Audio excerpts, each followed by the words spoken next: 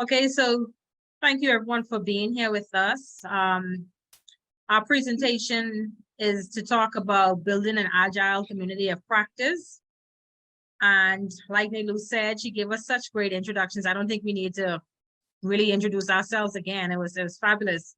So we're here representing the Bahamas Agile and Project Management community, which is the first and only agile community of practice in the Bahamas.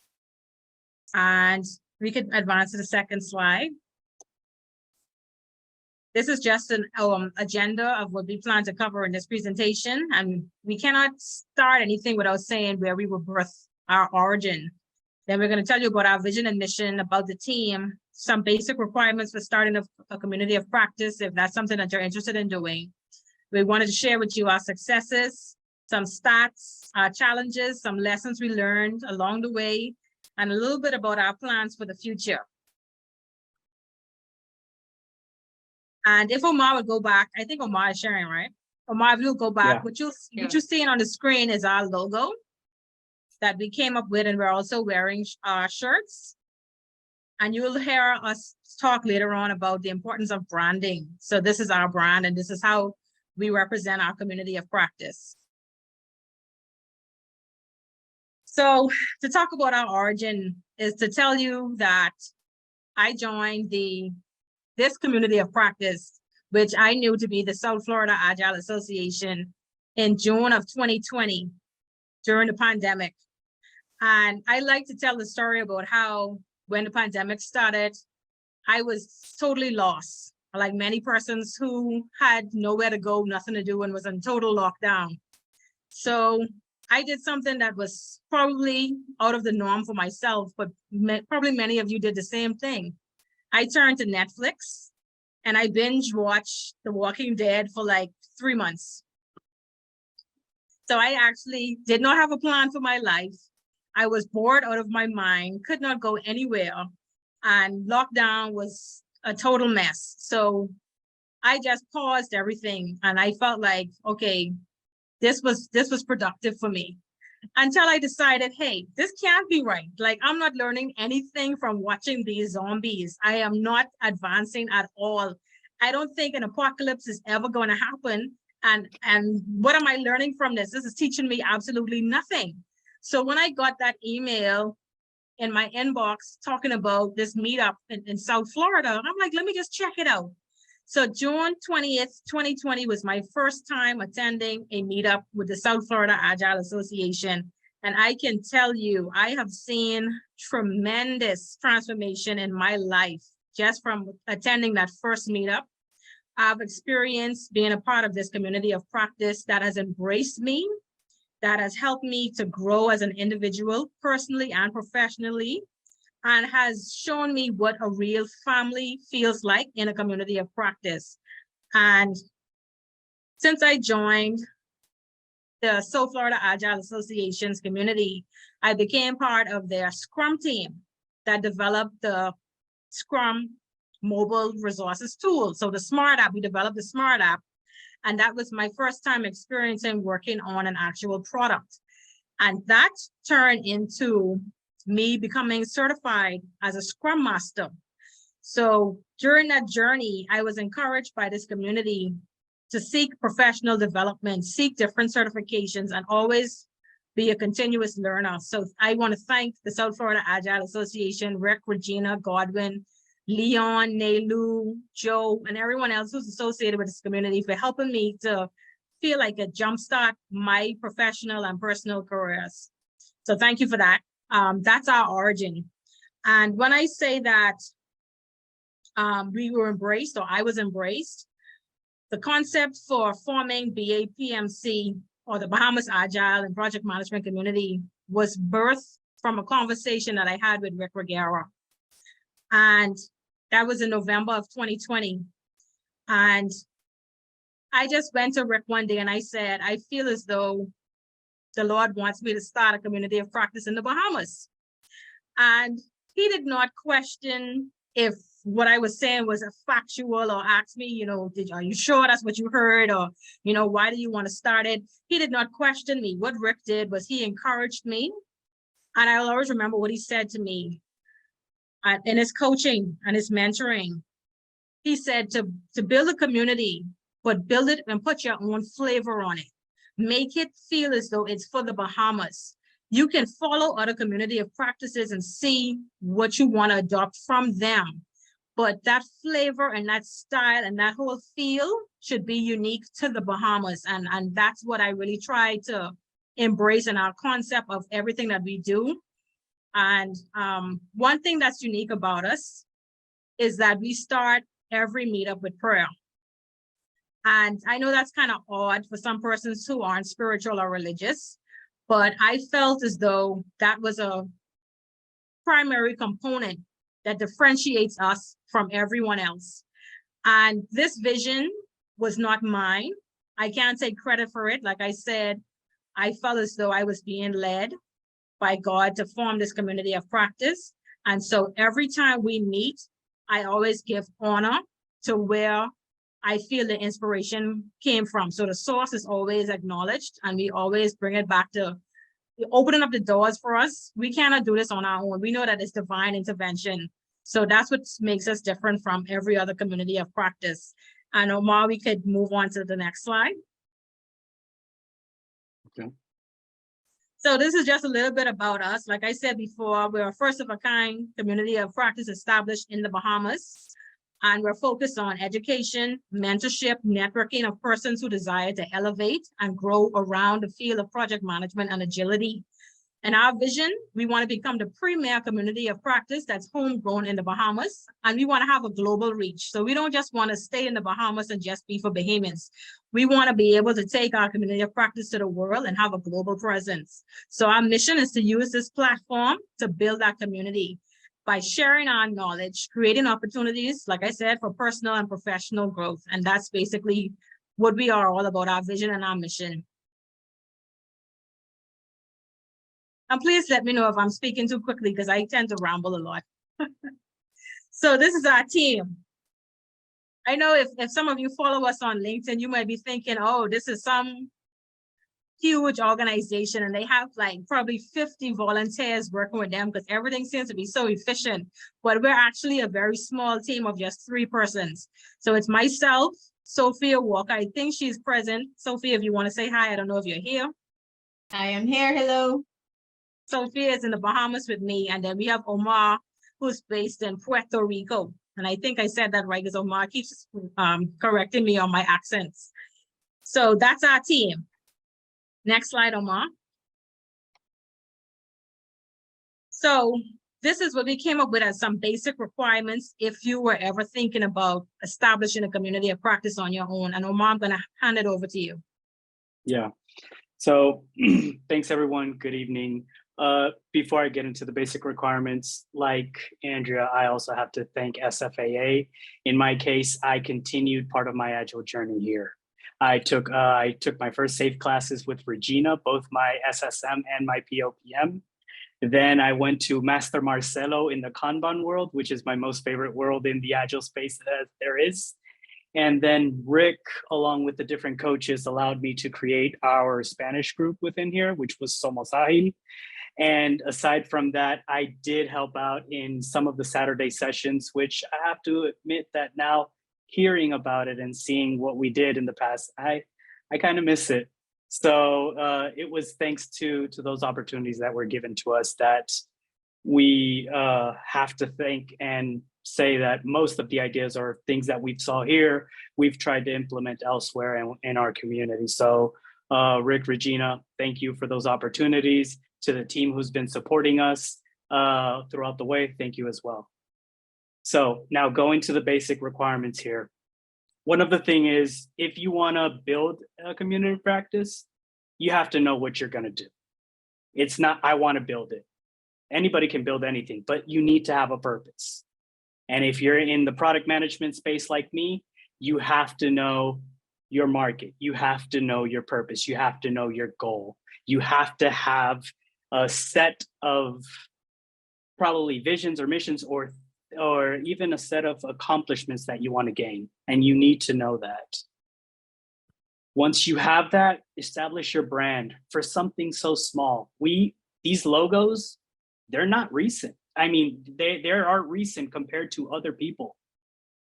You don't have to start with a logo. You can start with a name, but you have to define yourself, and you have to know what is it that you stand for, that brand represents you, and everything that you do, whether it be online, will it be presence, will it be anywhere, you know that you're representing your community. Just like I represented SFAA in a time, everything I did would impact them. Everything I do for the Bahamas, the Bahamas community will impact them because I am part of a member of their community. Building a team.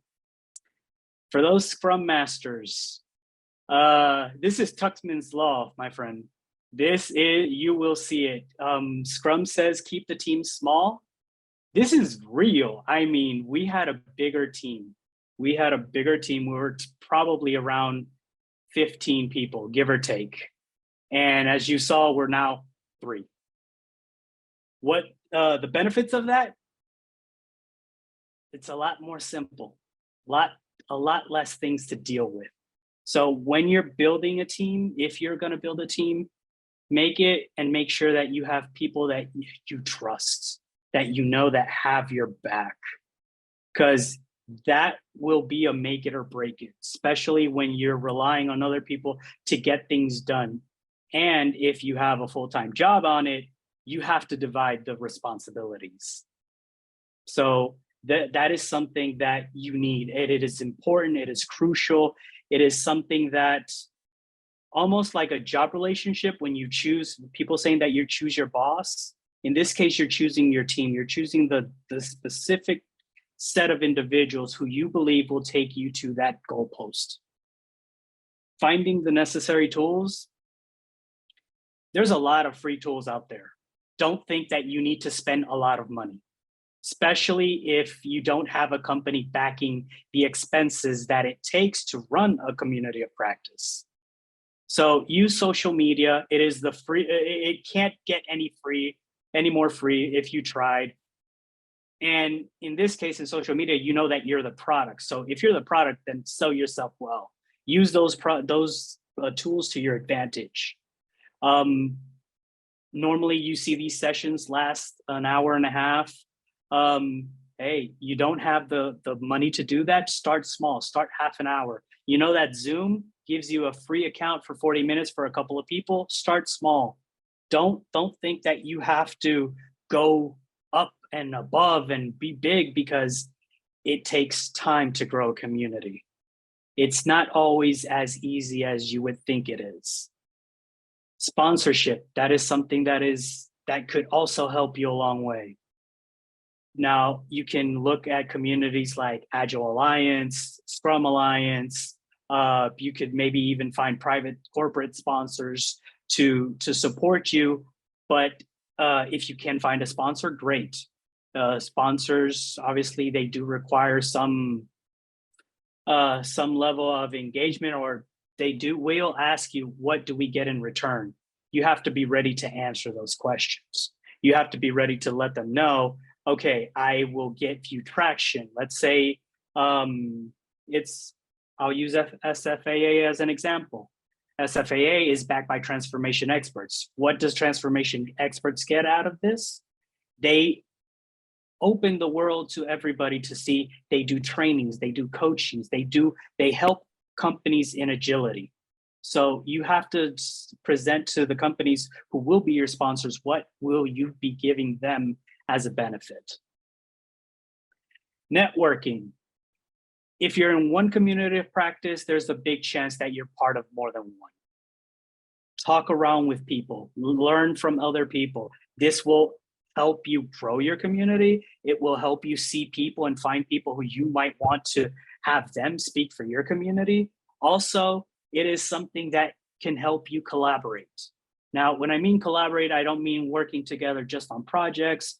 It's a whole networking effect. You can not only help people within your own community, but help others. You can even help others even find solutions to the problem. You just might be lending a ear, but it's still, you're networking and you're helping others out. So this is what we've found that are those requirements. Now, for you, if you're planning to open a community, you can have a different set, and that's okay.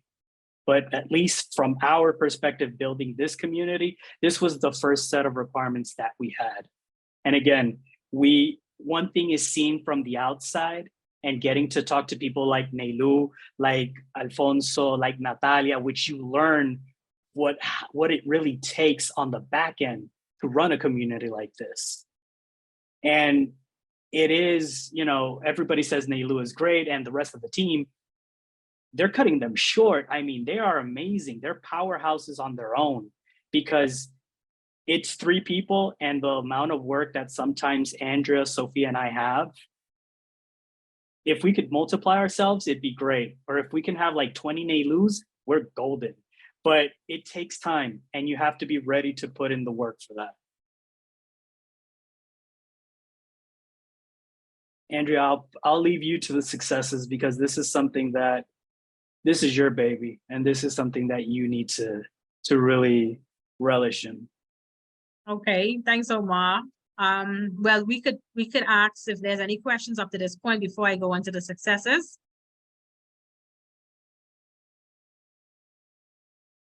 Okay, that was the 4-second rule. So basically, when this community of practice started, it was funded solely by myself. So all of the costs that we incurred from the start up until we got sponsorship from the Scrum Alliance was out of my pocket. And I did not feel any kind of way about it, because I felt like this is something I wanted to invest in, and this is something that I wanted to see come to fruition. So I was willing to do whatever it took. So not only was I putting in the funding, I was putting in all of the effort until the team came together. So we got funding from the Scrum Alliance in January of 2022, which was 6 months after we were formed. And now we're seeking, in addition to sponsorship from Scrum Alliance, we reach out to corporate organizations and we seek quarterly funding to help us with the administrative overhead costs. As far as community outreach, this community of practice was formed, like I said, during the pandemic. So we've been virtual from conception. But since the pandemic seems to be over, we're starting to now come out and do more in-person events. We had our first in-person event in November of last year. And then we had a hybrid event just March of this year. And that hybrid event, we ran that in conjunction or collaboration with the University of the Bahamas and also the American Corner. And we had a session with the Bahamas Technical and Vocational Institute. So we've been getting some traction on the ground as far as once we go out in person and we tell persons that we exist. And that has been rewarding for us because we've been getting some publicity from it.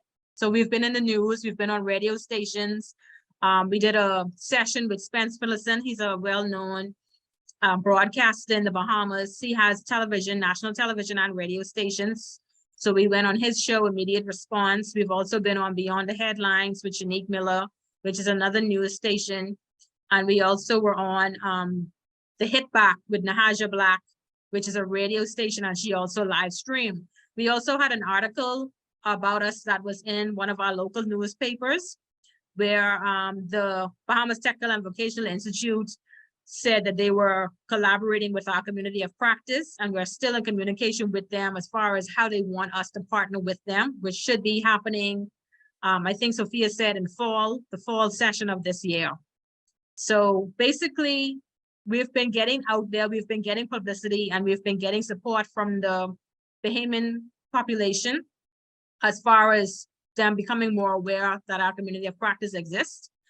And as far as the range of our reach, I've been doing a lot of public speaking events locally and internationally, and talking more about project management and agility, and that has been bringing persons to our community of practice. I've been very active in social media as far as LinkedIn posts, Facebook, and all these other things. So all of this helps us with our range of reach.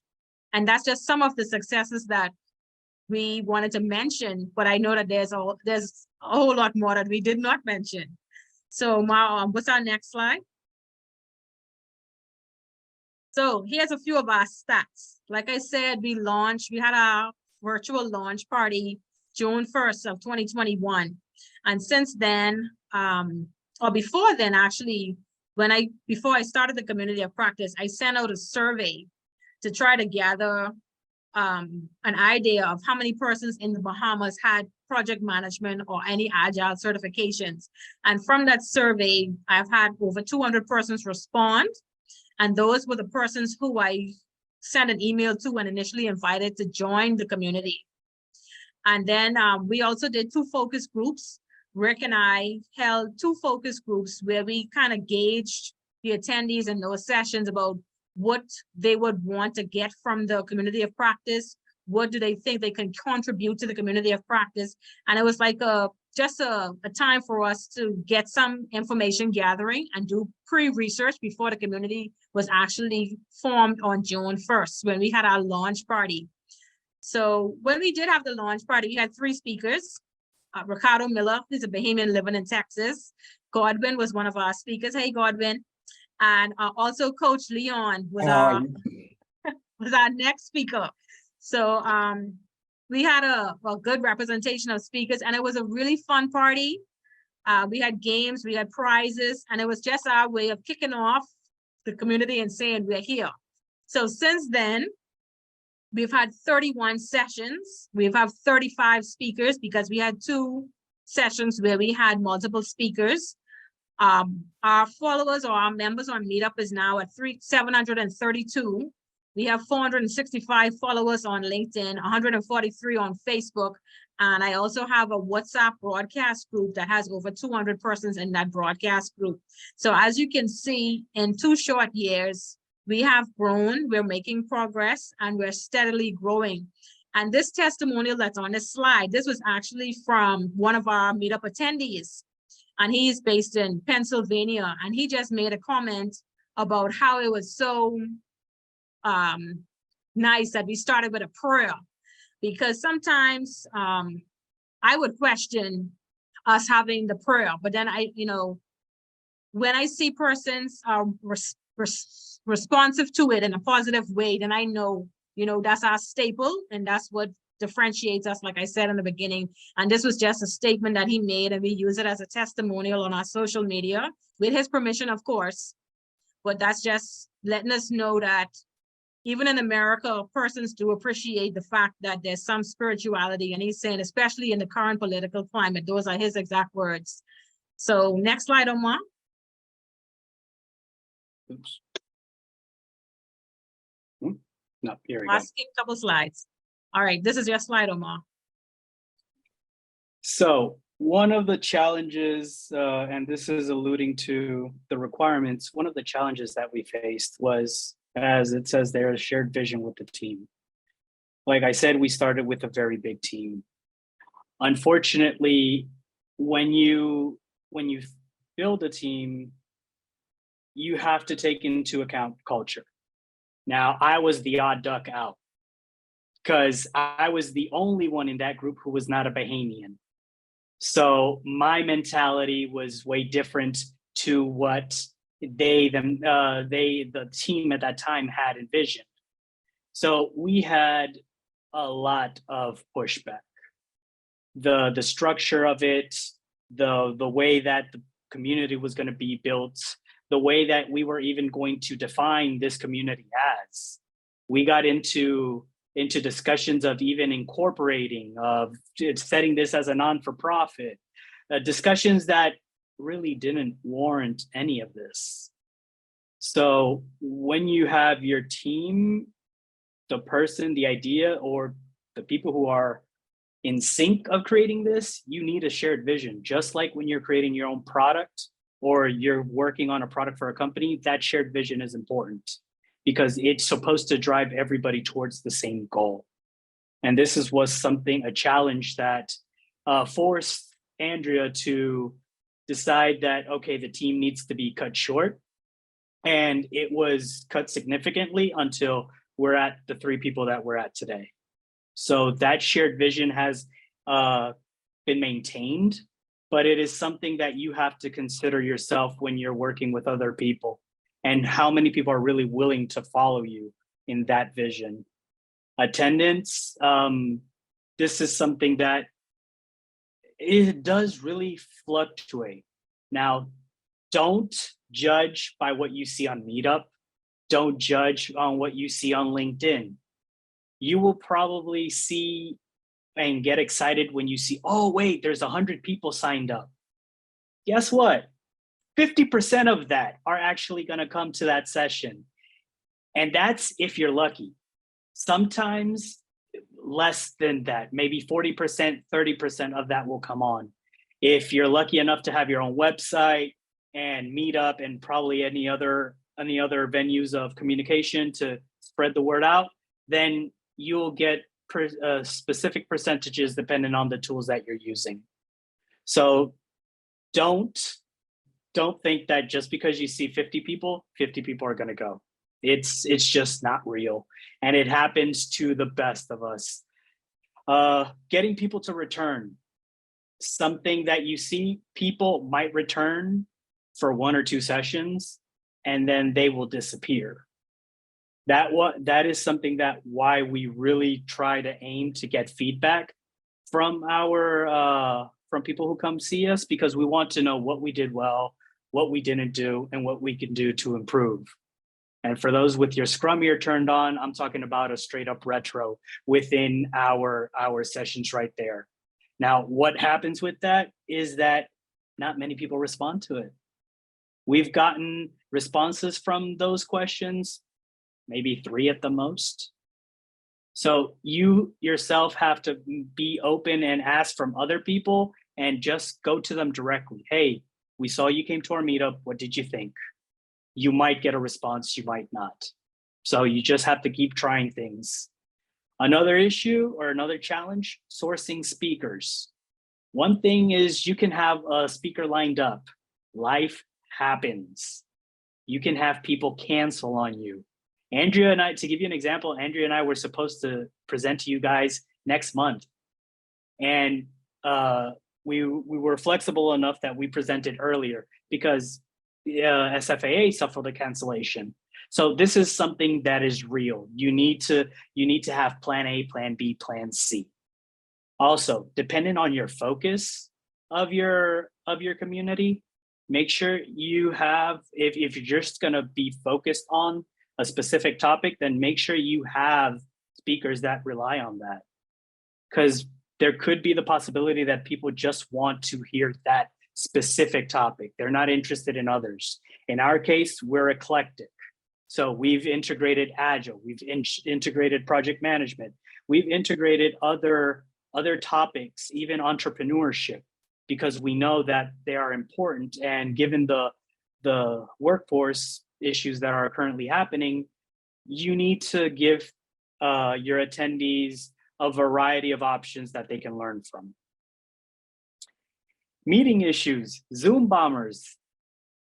This wasn't a problem. I mean, this wasn't an issue. And lately, there are people who just join your sessions to make your life a living hell for at least a couple of minutes. You have to be quick on the gun on whatever platform you're using. Yeah. I'm going like this because you have no idea. And in our community right now, and they lose laughing, that has happened to us so many times. And it's crazy. I don't even know why there's crazy people doing that out there, but that has happened to us multiple times. So that's why I'm shaking my head. The What worst part of the exactly Zoom is that? bombers, a Zoom bomber is somebody who doesn't have anything better to do and will disrupt your meetup session as best as they can with explicit wording or imagery, and just, yes, and trying to even draw explicit items on the screen while people are presenting. The worst part of that, we had a Zoom bomber in our hybrid event, which was hard as it is. So this is something that you have to be worried about when you're going to put out your meetup links or your LinkedIn links, please beware. In the case of LinkedIn, if you're doing a LinkedIn audio, I don't even know how you're going to solve that. But in the case of Zoom, have somebody on the ready to kick them out and gracefully apologize because it's not your fault. It's just somebody who has nothing better to do. Another thing, in-person meetups. We're in the Bahamas. So, or at least Andrea's in the Bahamas. I can't fly out every month to go in for a session. And even though after the pandemic, I think that some of these sessions have kept being online for a good reason, because then you can garner more people going out there. But it's still a challenge because there's Zoom fatigue. And if you're on Teams, you're on Zoom, it's like, oh no, not another session. Like most people will turn off their cameras. I don't want anybody looking at me. So sometimes even that could be a challenge itself. And attendance is also another thing. Not many people want to go into in-person because again, it's more work that you have to do, but it's challenges that you will face. It'll make you either pivot or continue to doing what you're doing. But each of these challenges just force you to look at your community, look at what is it that you're doing? Is it worth still doing?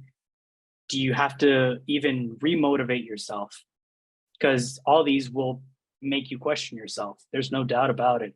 When you don't see your community going to or growing as you had expected, it is something that you have to yourself say, okay, am I okay with this? Let's continue. So these are all things that I don't think they're particular to our community. I'm just speaking to the challenges that we've faced.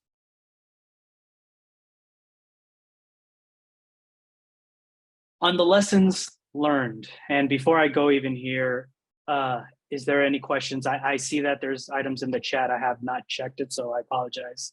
Let me move this over. Just some comments. Okay. Yeah. Okay, good. So then I'll continue. On the lessons learned, whoops. There's no perfect time. There really isn't, so go for it. Don't think. There's the famous phrase, analysis paralysis. Just go with it. Trust your gut, trust that the people that you have there, and go with it. Probably it'll be a very great experience from the successes we've had and from the exposure we've had. Hey, that could benefit you on a professional or a personal level. So just go for it. Like I said, signups do not equate attendance. So please don't hurt yourself. Don't think you're going to have a bigger crowd than you might have. And whoever shows up, and make sure you give them the best that you can, or that speaker that you have gives the best that they can. Interact with everybody, make sure that everybody feels welcome.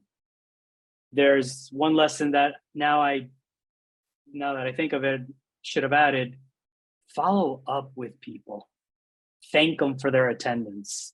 I sometimes go and just thank people for coming on a personal note because they dared to share something. They came off mute.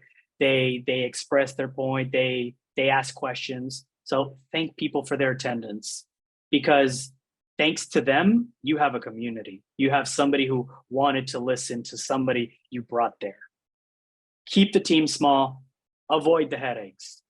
Unless you have a great team of Nenus, Natalias, Alfonsos, and everybody who I know I'm forgetting some important names as well, but keep the team small, because then it's easier to communicate. It's easier to really get things forward.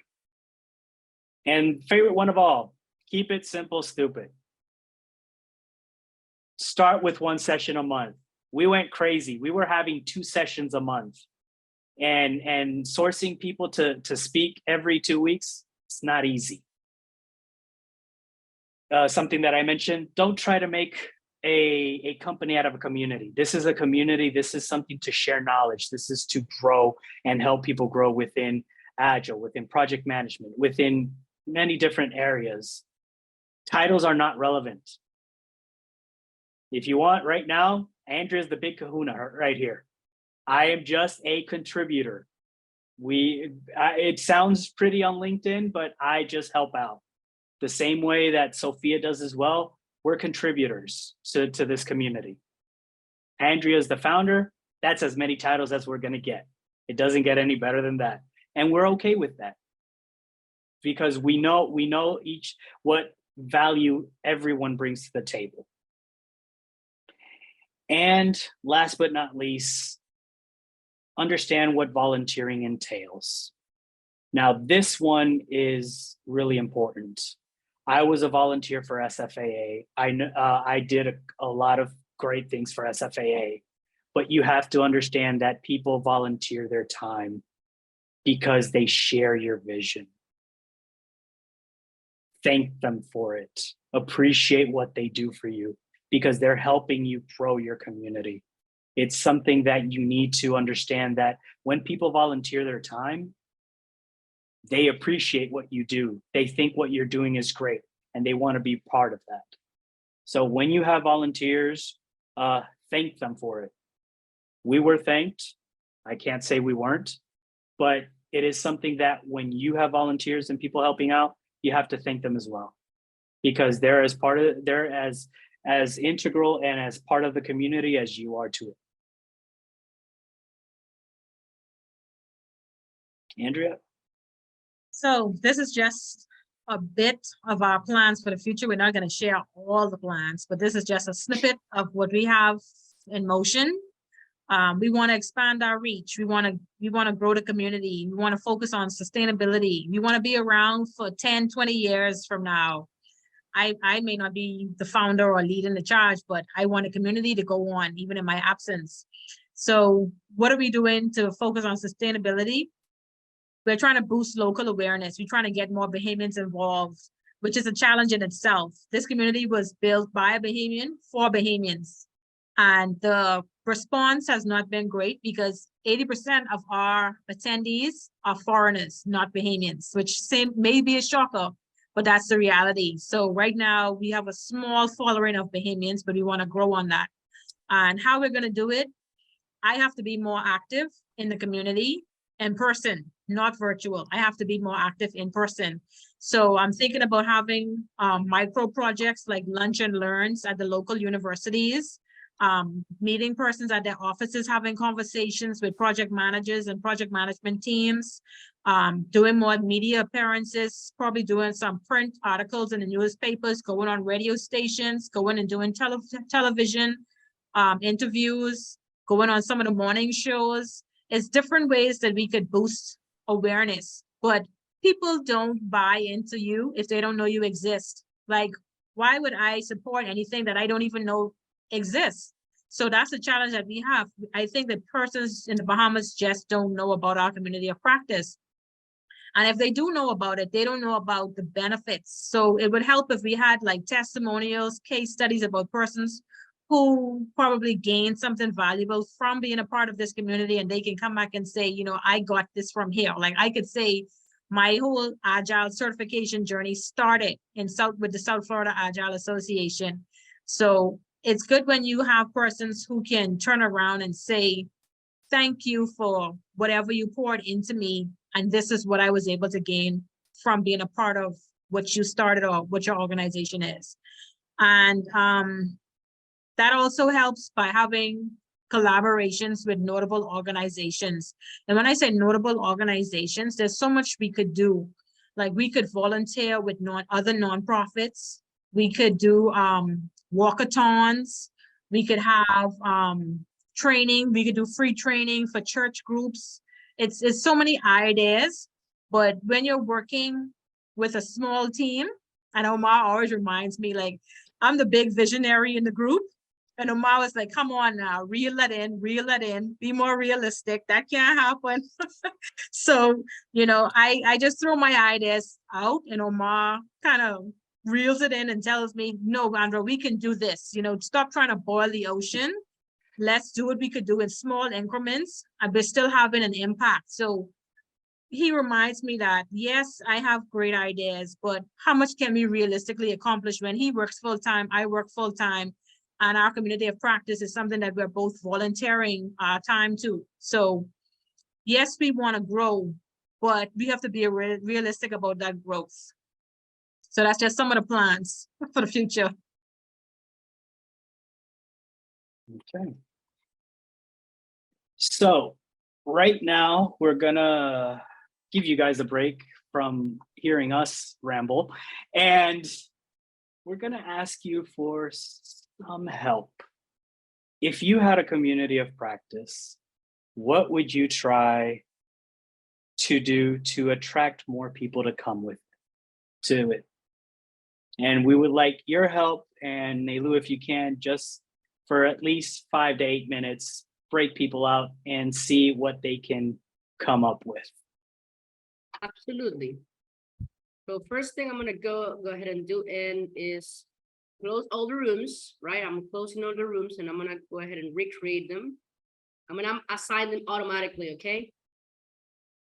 Okay, so what do you think? 4 participants per room is okay? Yes. Yeah? Yeah. Okay. Cool. Welcome back, everyone.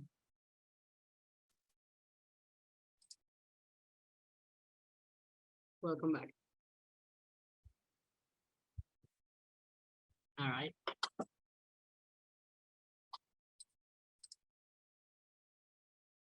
So thank you so much for taking time and going into your breakout rooms. And would you like to share with us what you discovered when you had those conversations?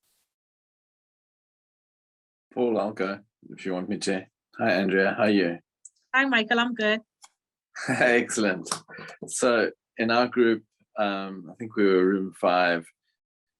We talked about identifying people who are natural networkers who are enthusiastic about one's group to spread the news and try and encourage people to come along.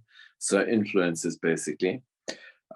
Offering something in return is a good idea. So the things that you're doing already, which is free training where appropriate, and finding good speakers and relevant topics, and making your meetings a place where people can not just socialize and stuff like that, but actually learn something. And we also thought that the SFAA model is pretty cool. So yeah. A couple of things. Yes, thank you for that, Michael. Those are really good points. And I did Cool. Write them down. Cool, I saw that. The other thing is finding volunteer nonprofit organizations, so forth, that your members might be interested in going out and teaching them about Agile and project management, because they're also often consuming services and they don't really know how to interact with the technology people that they're interacting with and buying the services from. So in that way you can find some converts, grow some people, and also it creates a real engagement for your community because they're involved in volunteering for the things that they really care about. That's a good point. Anyone else want to share?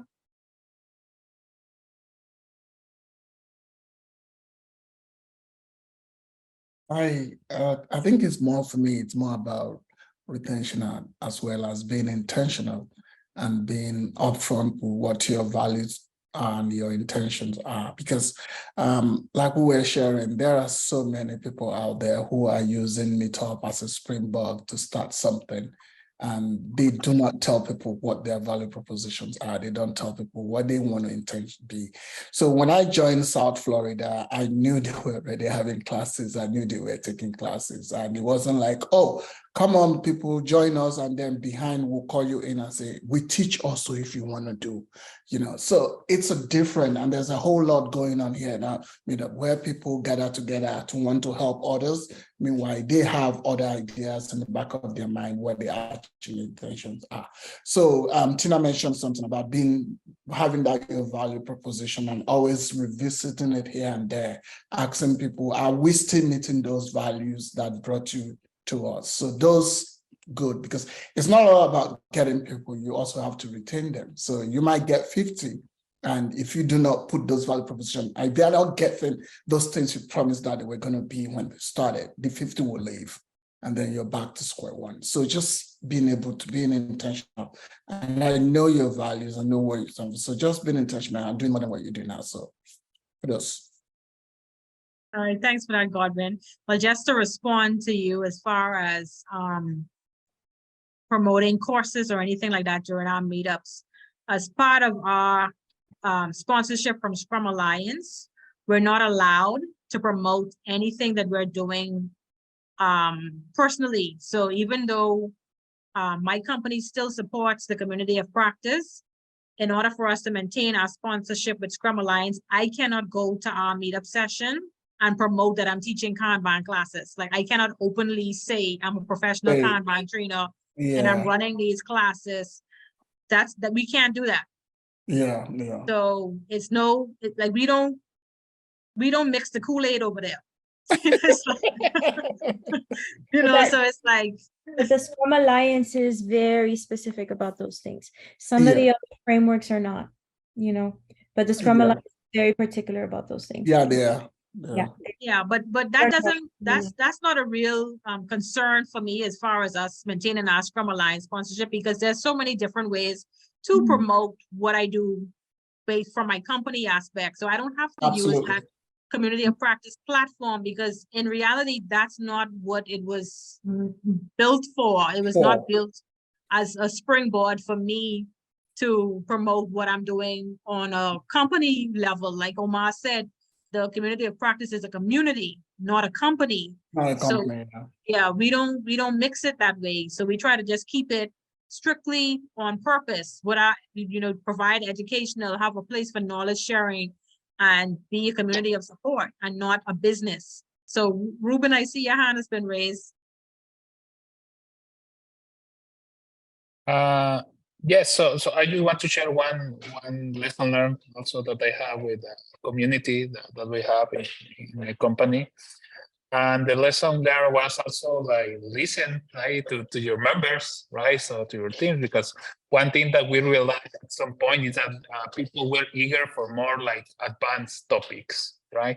So scale Agile framework, lean portfolio management, how to transfer from Scrum to Kanban, how to manage dynamics, what to do with your metrics when you don't have a system, how to use Power BI. So something like just not a lot frequently we just like talk about some specific like kind of basic stuff, right? And that's fine for the majority, because when you have people that is like brand new to Agile, and sometimes the community like I don't know, you have some experience, right? So you say, okay, but we are looking for also for something more, right? So yes, survey, send a survey, or just ask them. Or what we like to do is using the Miro board right after the session, we ask them right away, hey, can you add one sticky note, right? So here, what you would like us to talk like next, right? And then we hear from them. Also, that helps a lot to maintain people or to bring like new people, right? So I just want to share like that lesson learned. Thanks, Ruben. That was really insightful. But one of the challenges that we have that we didn't share on our slide was that, I don't know if you guys are aware of it, but the Bahamas is not that Agile aware. So Agile is fairly new in the Bahamas. So when we first started this community of practice, we actually started with a different name that did not include the Agile component. We was the Bahamas Project Management Community. So it was BPMC. And so Godwin is shaking his head because you remember when we launched as BPMC. And the whole purpose of adding the Agile component was that we knew that we wanted to grow And we wanted to grow the awareness of agility in the Bahamas. And how can we do that if we don't have the Agile part in our name? So when we did that shift, I think it was 6 months afterwards, before we got our sponsorship from Scrum Alliance, we actually changed the name to Bahamas Agile and Project Management Community. Now in the Bahamas, you're dealing with a country that they would tell you they didn't even know that females could be project managers. This is our reality. Like they would say, I thought project managers were just males and they're in the construction fields wearing hard hats. So you have those stigmas and you have those stereotypes that we're trying to break through and tell people that, hey, you can be a project manager and be female. It's not just a male dominated field. And so when you talk about now bringing Agile into the mix, first of all, when you say you're a Scrum Master, they don't know what it is.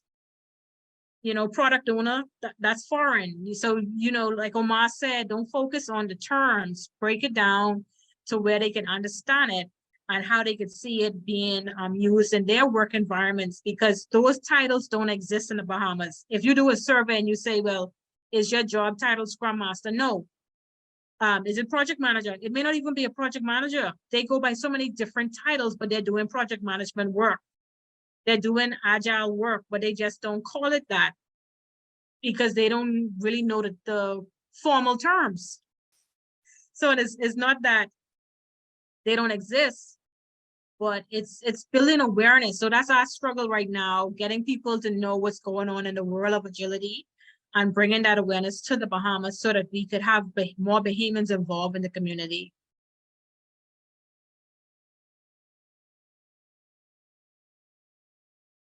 Do we have any more questions or comments, feedback? Okay. Hi, Rick, you missed the whole thing. No, I'm listening to you guys. I was just eating and didn't want to be on camera, but I'm actually so proud of the work that you guys are doing. So amazing job. I just wanted to make sure you guys, we are at all, you know, at the work that you guys are doing. So congratulations, keep it up. It is a grinding thing. It's taken us a while to move, and you guys are doing good things. So that's all. The biggest pleasure that people don't realize, we as people that are facilitating and doing these extras, we get a lot out of it too. Like it's a very humbling experience to give back and to feel that people cherish that, right? So again, congratulations. I'm so proud of you. I love your shirts. I'm jealous of the shirt, so I need to get something. But again, great job. And I think everyone feels that praise for you. Whatever we can do on this side to continue to support you guys. So I think Rick took the words out of my mouth. Super proud of you guys. And thank you for sharing your vulnerability onto how much hard work it is, because believe me, we know that. Because those of you that are here for the first time, I know they're mentioning a lot the South Florida Agile Association. We have merged into the Agile International Coaching Meetup, right? So that has been our progression. We're now the AIC, Agile International Coaching Meetup. So, but we started years ago with Rick and the SFAA. But guys, thank you so much. You're a part of our family, right? So we're super proud that you guys have grown so much. What I can say personally as to what it takes to do this, and I can tell you for both me and Rick and for Nelu, for us, it's the love of helping people. I'm an Agile coach, right? So we do this for a living. It's part of my job. But after hours, you know, Wednesday evenings, guys, you know, and Saturdays, we're here for you because we love helping people. That's the only other thing that I would add, but I hear it in everything you guys have said, and you have said that as well. It's the love of helping others and being happy to see the development and the learnings of others. And that's why we do what we do. If we didn't truly love that and it didn't come from our hearts, we wouldn't be here right now, right? So I think that's what we all have in common, right? That's why you guys have grown and you have prospered. And that's why that's part of your vision. So super proud of you guys. Thank you so much. We love you guys, you know. I don't know. You're gonna make us cry, Regina. No, you took the words right out of my mouth, but I had it like all like set up. But thank you, and this is great because there's a lot of people out there that maybe want to do the same thing, right? So you guys went through your lessons learned, which was very valuable. So we greatly appreciate that. Rick, God, I'm gonna- when you crying? God, when you crying? Tears. Yes, almost cried. Yeah, so I cleaned it. And, how many of us are going to ping Andrea decide to ask for that check? Rick, don't do it first. Oh, man. Nice. I mean, I think Regina said it all, and it's been a pleasure. It's been really, really nice because, like Regina said, and Rick said, you have to want to help people to be able to come here every day, open your doors for people to come and learn and share your ideas. You have to specifically be intentional about it as well. There are so many groups that started right after yours that people have forgotten about them because it's not what their intentions were not known, because their intentions were different from what they started with. And that's what when I was saying about being intentional and having your value proposition known to people and making people understand what you stand for. Because if you don't stand for what you stand for, then people will see you as fake. But people have seen this community as what it stands for. And so people are gravitated to come to it. And there's one thing that you have to learn, because if you're selling a fake product, soon people will discover it. It might take a while, they will discover it. So just keep doing what you're doing. I'm super proud of you. Thank you so much. Mhm. And I don't know if you guys remember, but way back when I first used to join the South Florida Agile Association meetups, like I said, it was during the pandemic, and my daughter and I traveled to Atlanta, and we ended up getting stuck there for 6 months. And I had to get a job at a cleaners. And every Saturday morning, I would take my laptop to the cleaners. And sometimes I would be talking during the sessions, and one of the cars would roll over In the closets. film. I And was they would like, make this, where is she? What's her background? and they would always ask, is that a Zoom background? Is she really at a cleaners? No, that's the real cleaners background in the back of me. I'm really at work. But that just goes to show, like, when I first started, I felt hungry. Like, I wanted to learn. I wanted to be a part of this community. I wanted to advance as much as I can. I wanted to volunteer for everything. Where Coach Leon used to tell me, you can't do everything. Stop volunteering for everything. You want to be on every team, being a part of everything that's going on. You want to be coaching and training and learning, and you only could do so much. So it's because you allowed me to really be in every place and learn as much as I wanted to. I was just that sponge, and you supported me, especially Rick, in the beginning, when I came to you, you supported this idea and you helped me. You helped me with the focus groups, and you helped me with my thinking. And Coach Leon was really instrumental in that as well, as far as mentorship. So I want everyone to know that the Bahamas Agile and project management community is not a competitor of anything that's happening in South Florida. We are a product of South Florida, and everything that you are doing with the Agile International, this new name, I ain't get it down yet, but the AICC or hey, Omar, help me. It's behind Rick's. It's behind Rick's. It's so tiny in the back of Rick, and the AIC, it's like, we're a part of you, and we want you to know that we appreciate everything that you've done for us, that you continue to do for us. And we reciprocate the love right back to you. And we sincerely appreciate you, like, from the bottom of my heart. Yes. Now we're all gonna start crying. Stop Yeah, it. I know. I I wanna think see it's time for a Omar. picture. I wanna see Omar. Regina, I want to see Nah. Omar. You're not. Trust me. You're not gonna see me cry. But I do have to echo some of those words that Andrew just said. We are a product of the SFAA. In the case of my particular career, you have been part of it. You've been there in my Scrum Master journey, my return to product ownership, which I think it's the picture that is on the site, if I'm not mistaken. You have been there. I remember getting coaching sessions from both Regina and Rick. So there are benefits to joining a community. And then there's benefits when you even see that you're the person helping, being the helping hand. So it's thanks to you.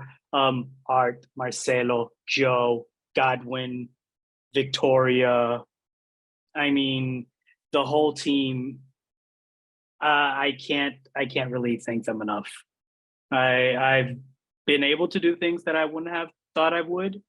I've been able to even lead things which I doubted myself of doing. And you guys gave us the opportunity. Andrea, on the same page, has given me the opportunity to be the host of the sessions. And we, like any team, we go back and forth on things. We don't agree, we try it, but the whole thing is that we're still making sure that we make our, I guess, creators proud, but at the same time that everybody takes something positive from every interaction. So thanks, everybody. Thanks for listening to us. If you want to open a community, you can come to us since we're the younger community here. If you want to really go to head heavy, like things that would morph into something bigger, hit Regina up, hit Rick up. Andrea and I even participated in the first, actually in the first two conferences. I know that we helped out to get those running, so we know the work. We're, you know, we're not making this up out of the blue. We've been part of big teams, so we know what it takes. Feel free, if not, volunteer with your community. Go to Rick, go to Regina. I would like to say I want to do this. I would like to do this. What do you think? And make sure that there is a benefit for both of you, because it helps both out. You're helping your community and you're helping yourself at the same time. So don't be afraid. Like I said, don't think, just do it. You can only learn out of this. That is the main thing you're going to get out of it, a lesson and Yes. improvement afterwards. Wow. So Drop the that's mic. all I got to say. Drop the That's mic, all I drop gotta the say. mic. And the mic.